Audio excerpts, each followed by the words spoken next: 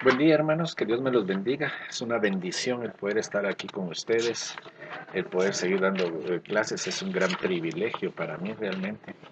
Que Dios me los bendiga, que derrame bendición en su casa, en su familia. Y vamos a empezar dándole gracias al Señor por esta oportunidad que nos da de poder estar aquí y estudiando su palabra. Padre que estás en los cielos, Señor, gracias te estamos dando, Padre, por la misericordia que has mostrado a nuestra casa, a nuestra familia, Señor. Gracias porque tú, Señor, siempre has sido fiel, siempre has estado con nosotros, Señor. Gracias, mi Dios bendito, porque a pesar de nuestra infidelidad, tú siempre has seguido fiel con nosotros, Señor. Padre, toma el control de esta clase, Señor. Pon las palabras adecuadas en mi boca, Señor, para que puedan entender y comprender, Señor, la historia de la iglesia en Guatemala. Bendice a cada hermano, Señor, a cada hogar aquí representado. Bendice su casa, bendice su familia, bendice su linaje, Señor. Guárdalos y protégelos de esta pandemia. Derrama bendición sobre de ellos, Señor. Gracias por todo, Padre, en el nombre del Padre, del Hijo y del Espíritu Santo. Amén y amén.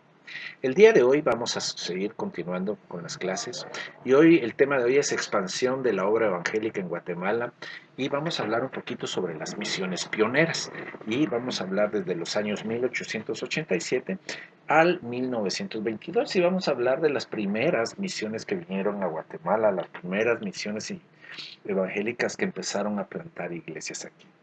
Y es importante, antes de empezar esta clase, hacer un análisis de, por ejemplo, la participación de Justo Rufino Barrios en la expansión de la obra evangélica y cómo fue que se fue dando todo esto para que empezara aquí el Evangelio. Ustedes recordarán en la clase que les dio el hermano Germán cómo eh, se fue, se quiso hacer, es el gobierno liberal quisieron empezar a hacer un contrapeso en contra del gran poder que tenía la Iglesia católica sobre la sociedad guatemalteca. Y fue así. Y hoy vamos a ver un poquito de eso y vamos a recordar algo que el hermano Germán ya les dio para hacer el contexto y para poder entender cómo fue que se empezaron las primeras misiones y las primeras iglesias en Guatemala. Vamos a hablar un poquito de la Revolución Liberal, que ya el hermano les había contado que el 30 de junio de 1871 el licenciado Miguel García Granados, que había nacido en España el 29 de septiembre de 1809 y que murió en la ciudad de Guatemala el 8 de septiembre de 1878. Fue presidente entre 1871 y 1870. Miguel García Granados era un liberal moderado, comerciante, aburguesado y anhelaba el poder político para tener más influencia económica ligada al comercio exterior. Él elaboró el decreto 43 que suprimía el diezmo a la Iglesia Católica. Antes había que darle todo, el gobierno y todo, un diezmo a la Iglesia Católica, eh, en la cual él decidió que era injusto eso y oprimió o este decreto suprimía el diezmo que se le daba por parte del gobierno de la Iglesia. De ahí, ustedes saben que la Revolución Liberal, el 30 de junio de 1971, eh, aparece Justo Rufino Barrios. Él es de San Lorenzo, San Marcos, nació el 19 de julio de 1835 y fue muerto en Chalchuapa, El Salvador, el 2 de abril de 1885. Fue presidente entre 1873 y 1885. Justo Rufino Barrios, él representaba el área de la provincia y el agro, era un liberal radical, deseaba cambios drásticos y él decretó la libertad de conciencia y de culto, decreto número 93 del 15 de marzo de 1873, y se le considera el introductor del protestantismo en Guatemala como religiosa institución. Justo Rufino Barrios, es muy bonita la historia sobre su vida, su biografía, pero hay que entenderla, no todo en él era bueno, pero él fue el instrumento que utilizó Dios para que pudiera entrar el Evangelio en Guatemala. Él siendo ya casi de 50 años, se casó con una jovencita de Quetzaltenango de 16 años. Y a pesar de que era de la provincia y el agro, gente que tenía mucho dinero, y económicamente estaban muy bien. Para los que no conocen o han viajado a San Marcos, en el pueblo San Lorenzo, todavía está la casa. Esta era la casa de Justo Rufino Barrios, la pueden ir a ver. Está de aquí de la capital, ahí hay como 5 horas de viaje, llegan a San Marcos y de ahí suben camino a Tejutla, y ahí está el desvío entre la aldea Ixcamal y San Lorenzo, y pueden llegar, y esta es la casa donde nació Justo Rufino Barrios y vivía Justo Rufino Barrios. La muerte de Justo Rufino Barrios, que ocurrió el 2 de abril de 1885, este es un dibujo sobre la muerte. El que está a sus pies es Adolfo B. Hall, por eso es que el Instituto Adolfo B. Hall, este instituto militar, eh, lleva el nombre. Y entonces surgía qué pasaría después de la muerte de Justo Rufino Barrios. ¿Será que el evangelio iba a desaparecer? Pero no fue así. La iglesia evangélica siguió en crecimiento.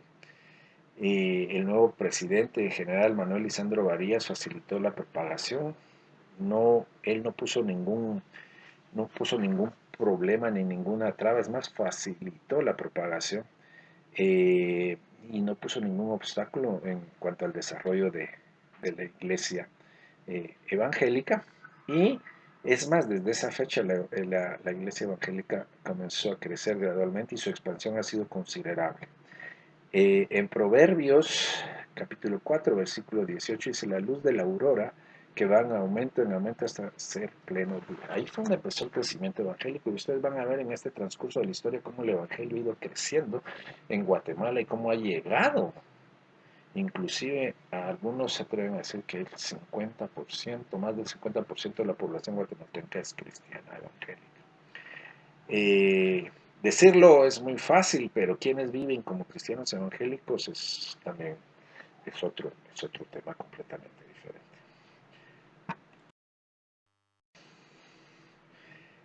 Para poder agrupar la historia de la iglesia en Guatemala, la podemos dividir en 4 grupos, dependiendo del tiempo en que se fueron llevados a cabo. Podemos hablar de las misiones pioneras, son aquellas que se establecieron entre 1882 a 1922, y podemos hablar de las misiones y denominaciones posteriores de 1922 a 1946. Después, misiones y denominaciones postrímeras o recientes de 1946 a 1980, y iglesias sin afiliación, denominación, instituciones y otras organizaciones. A, a ver, las primeras iglesias que enviaron misioneros a Guatemala fueron la iglesia presbiteriana, la Misión Centroamericana, la Iglesia Amigos, la Iglesia El Nazareno, la Iglesia Metodista Primitiva y las Sociedades Bíblicas. Vamos a desarrollarlas conforme vaya transcurriendo el curso. Vamos a ir hablando y desarrollando cada una de estas eh, denominaciones. El día de hoy vamos a desarrollar y vamos a hablar sobre las primeras dos. Vamos a hablar sobre la Iglesia Presbiteriana y la Misión Centroamericana. Primero, la iglesia presbiteriana es una iglesia que nació en Escocia, fue impulsada por Juan Knox, y su nombre depende del tipo de gobierno, que era un gobierno democrático representativo, y ya que los miembros de la iglesia son los ancianos o presbíteros. Su doctrina ha sido siempre sobre el Nuevo Testamento, según lo interpretó Juan Calvino en Ginebra, Suiza, y de Esclosia, la iglesia se trasladó a Norteamérica, donde se estableció principalmente entre la clase media intelectual. Ahí, establecida en los Estados Unidos, envió misiones a todo el mundo. Y como sabemos, la Junta de Misiones Extranjeras en sede de Nueva York, a solicitud del presidente Justo Rufino Barrios de Guatemala, envió como misionero a nuestro país al reverendo John Clark Hill, que arribó a Guatemala el 2 de noviembre de 1882. Donde vivía Francis Clare, la Alameda, es los aposentos. Muchas veces hemos ido ahí y a veces desconocemos la historia en los lugares históricos donde nos hemos caminado, nos hemos... Entonces John Clark Hill era pastor de la iglesia presbiteriana en Fayetteville, Nueva York, y justo Rufino Barrios viajó a Washington y el 12 de agosto de 1882 firma el Tratado Limítrofe con México y en Nueva York se reúne con la Junta Presbiteriana de Misiones. En el mismo viaje que venía justo Rufino Barrios, en el mismo barco se vino John Hill con la comitiva presidencial. Arribaron al puerto de San José el 2 de noviembre de 1882, que llega el primer misionero que venía a fundar una misión.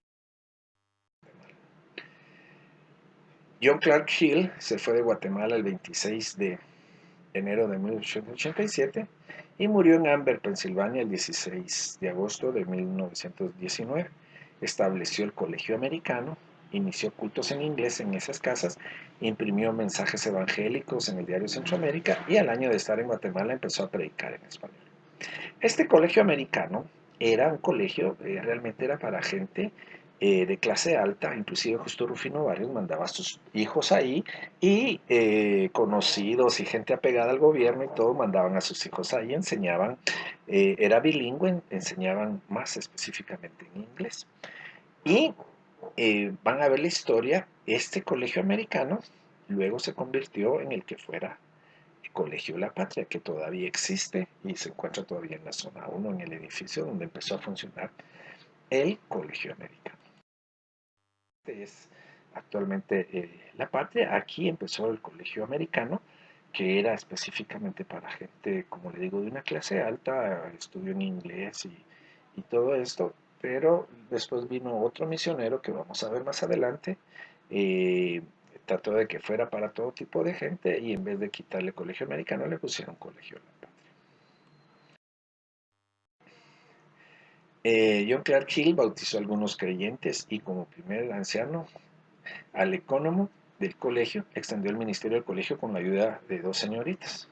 Ellos fundaron la congregación religiosa de habla inglesa en la calle Montúfar y Plazuela, España. Esa iglesia todavía está. Esta iglesia ustedes la pueden ver. Está, la Plaza España está hacia la izquierda y hacia mano derecha van a salir a la Avenida de la Reforma. Todavía pueden ver las iglesias idénticas, ¿no? Esta es una foto reciente. Esa fue la primera iglesia del hermano John Clark Hill y ahí se llevaban los servicios en inglés. Esta iglesia es la primer iglesia evangélica plantada en Guatemala. Todavía está, esta es una foto reciente todavía, se encuentra atrás del Palacio Nacional, Callejón Marchena, y ahí está, las mismas características y todo. Si alguno anda caminando ahí por la Sexta Avenida atrás del Palacio puede pasar viéndola, y esta fue la primera iglesia presbiteriana fundada en Guatemala. La primera iglesia de todas las misiones fue esta, la iglesia presbiteriana. El reverendo John regresó, como le dijo, y de ahí la misión presbiteriana mandaron al reverendo Jaime. Él inicia la escuela dominical en español, empieza cultos regulares 3 veces por semana y convirtió el colegio americano en colegio de la patria, con mayor accesibilidad para gente de escasos recursos y que no fuera para gente rica.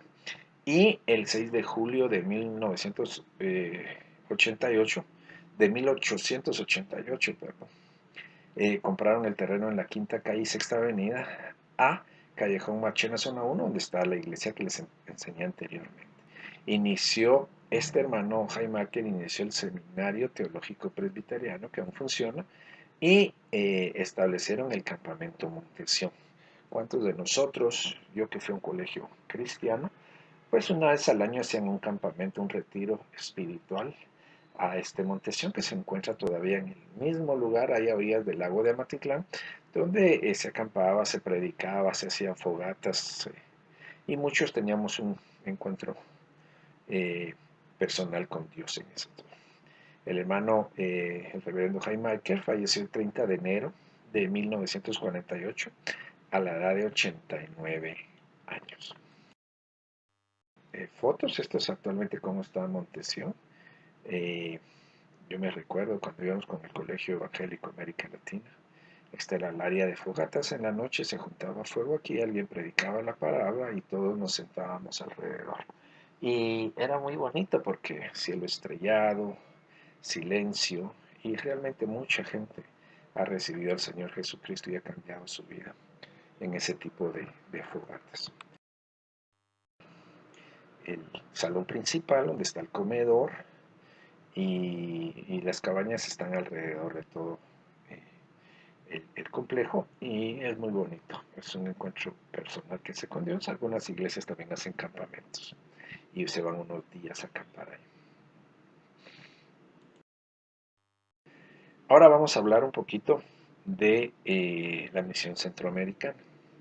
La misión centroamericana fue la segunda misión evangélica que llegó a Guatemala.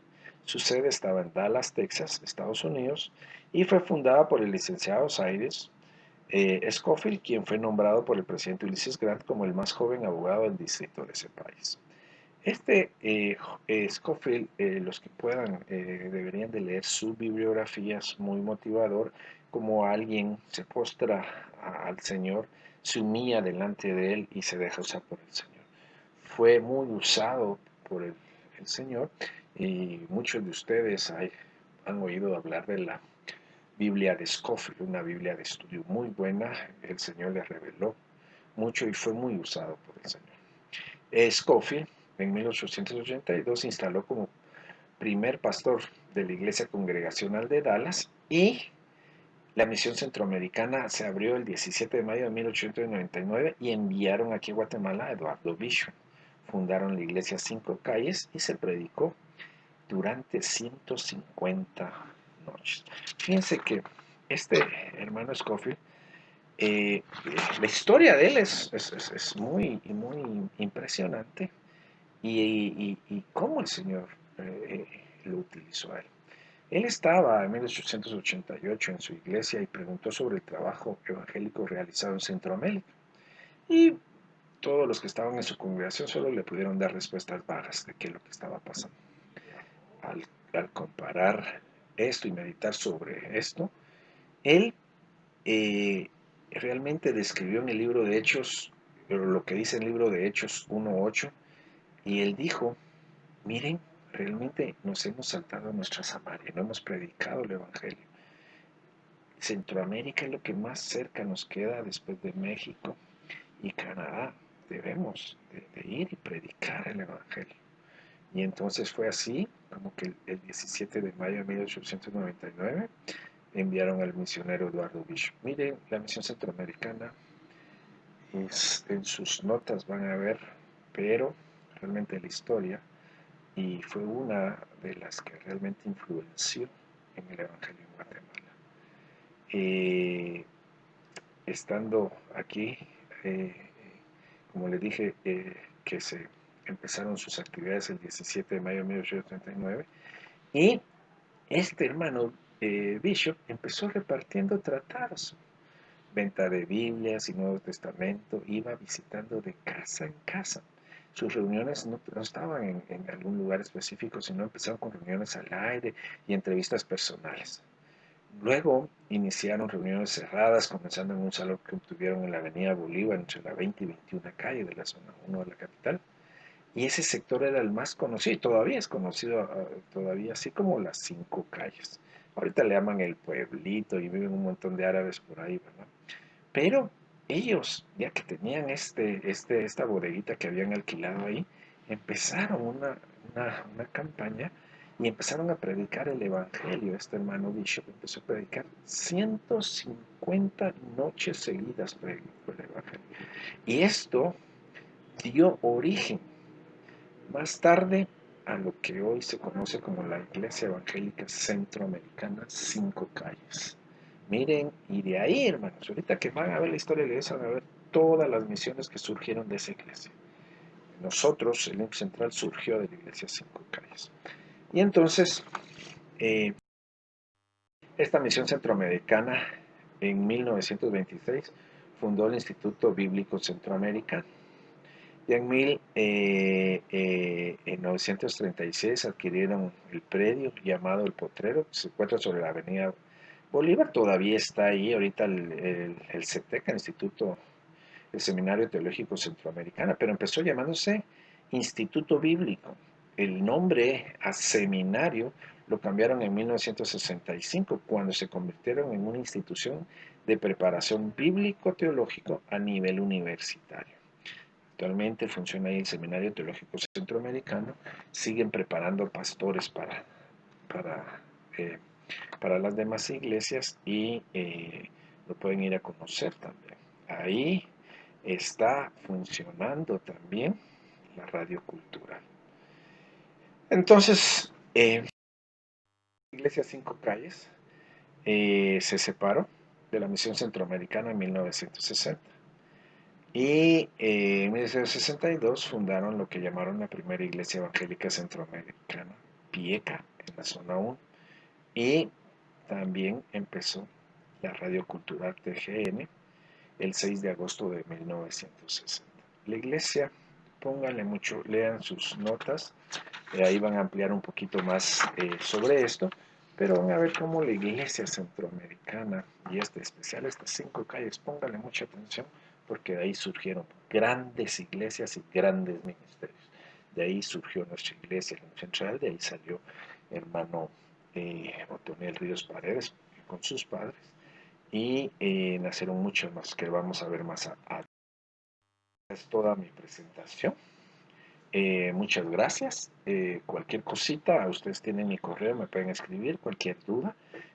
Pueden seguir ampliando. En sus notas va eh, eh, el resumen de todo esto y obviamente tienen que tener esa curiosidad. Déjense guiar por el Señor y sigan instruyéndose en Él. Que el Señor me los bendiga grandemente y nos vemos en la próxima clase. Amén.